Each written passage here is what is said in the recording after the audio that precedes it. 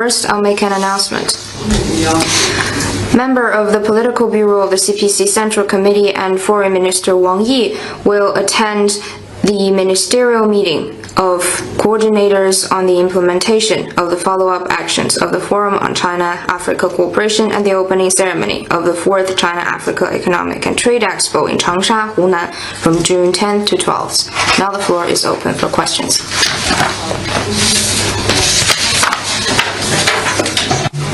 China News Service, you just announced Foreign Minister Wang Yi will attend the ministerial meeting of coordinators on the implementation of the follow-up actions of FOCAC and the opening ceremony of the 4th China-Africa Economic and Trade Expo.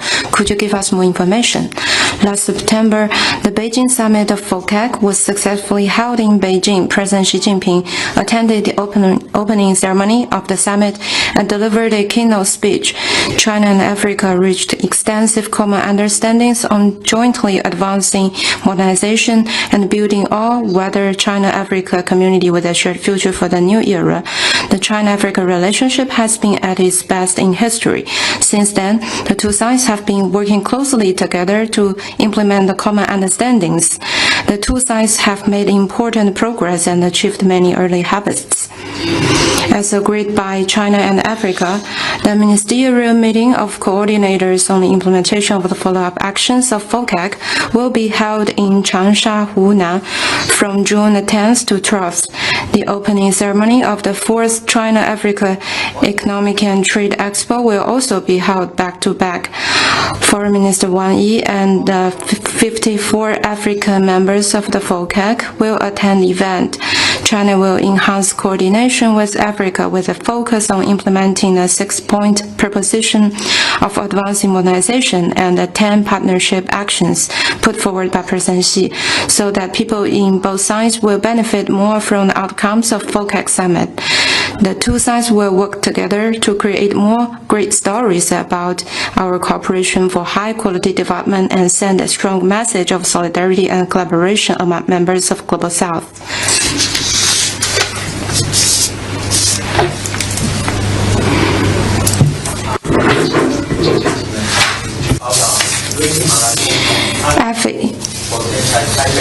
Guatemala's President Arevalo said yesterday when meeting with Lai Ching-te in Taipei that he was willing to elevate the relations between his country and Taiwan to a new level. What's your comment?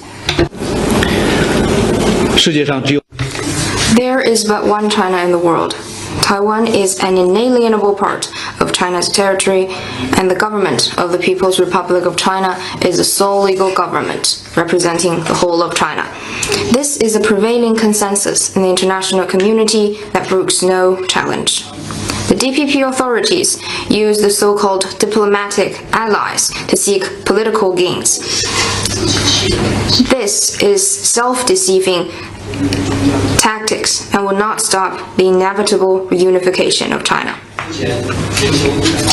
Now, the fact that 183 countries in the world have established diplomatic relations with China, this fully proves that upholding the One China principle is the right thing to do. It is where the public opinion trends and the arc of history bends. Recognizing the One China principle, developing relations with China, and sharing opportunities for development are what truly serve the fundamental interests of Guatemala and its people. We urge the government of a relevant country to see the ultimate trend, meet its people's aspirations, and make the right choice at an early date. Next one, please.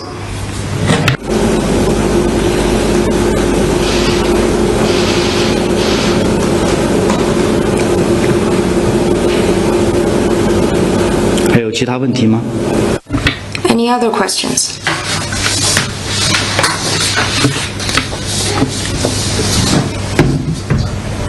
Thanks. Question from AFP. Regarding the phone call yesterday between the Chinese products. 法新社提问：在昨天两位总统通话之后，特朗普称稀土问题应该不会再有任何问题了。那么，你能否进一步介绍具体情况，尤其是关于稀土的讨论？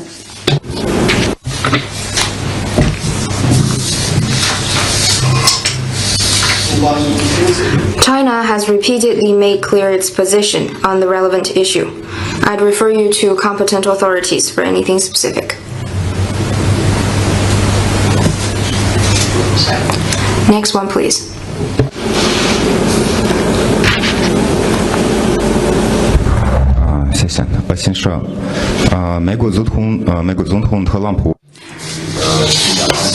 Real novelty. U.S. President Trump and Elon Musk apparently had a spat. What's your comment? How do you think this will affect China-US relationship? This is the internal affair of the United States. Next one, please.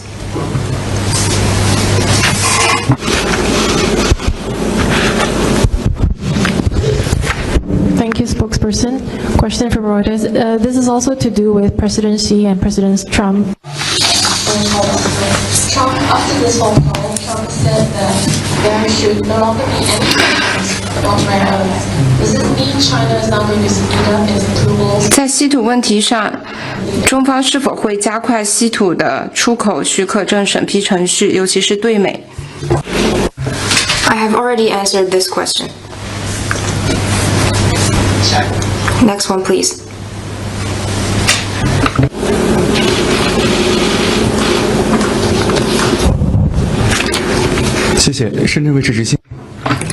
Thank you, Shenzhen TV. We noted that facing the current severe international economic environment, China's trade and economic ties with the world remain robust. In the first 5 months, China opened over 100 international air cargo routes and over 195 weekly round-trip flights. From January to April, China's port cargo throughput was 5.7 billion tons, up by 3.7%, and port container throughput up by 7.9%. What's your comment? I noted the reports. In the first 4 months of this year, China's trading goods grew by 2.4% year-on-year.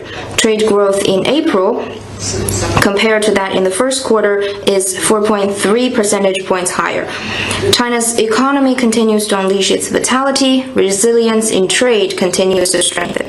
This fully shows that whatever challenges may appear in the external environment, China's manufacturing remains needed by the world, and China's market will always be a magnet for foreign investment. Unilateralism and protectionism are unsustainable.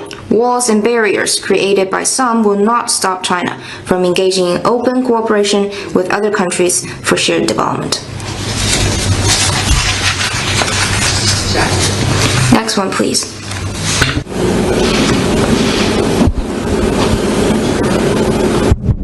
Thank you. A question following up on rare earths from Reuters.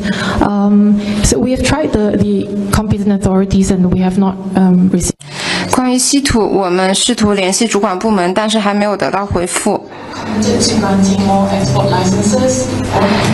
那么，中国是否已经同意更快地发放稀土出口许可证，尤其是对美发放？请你向中方。 For your specific questions, I'd refer you to competent authorities. Next one, please.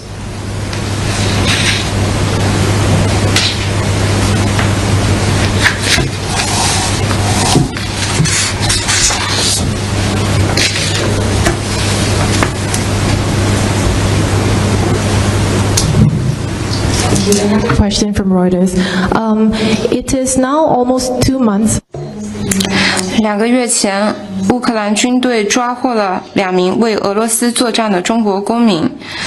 这2名中国公民曾表示希望回到中国，那么中方是否在推动他们的释放？ On the Ukraine crisis, China's position is consistent and clear. We have been committed to promoting peace talks, a ceasefire, and the stop of fighting. China has issued multiple times security notices asking Chinese nationals to stay away from armed conflict zone avoid to be involved into the conflict in any form, and in particular should avoid to participate in the military cooperation of any side. China asks the Ukrainian side to protect legitimate rights and interests and humanitarian treatment for Chinese nationals in accordance with international law. Next one, please.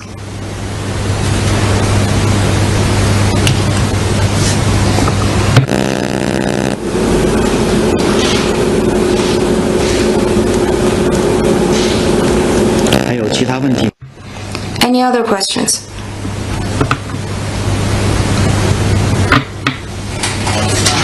If no, this concludes today's press conference. Thank you and have a happy weekend.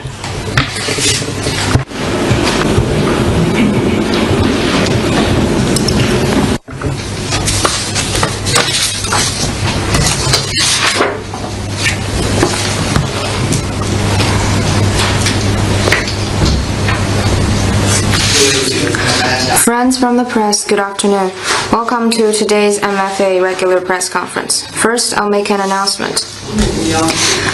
Member of the Political Bureau of the CPC Central Committee and Foreign Minister Wang Yi will attend the ministerial meeting of coordinators on the implementation of the follow-up actions of the Forum on China-Africa Cooperation and the opening ceremony of the 4th China-Africa Economic and Trade Expo in Changsha, Hunan, from June 10th to 12th. Now the floor is open for questions.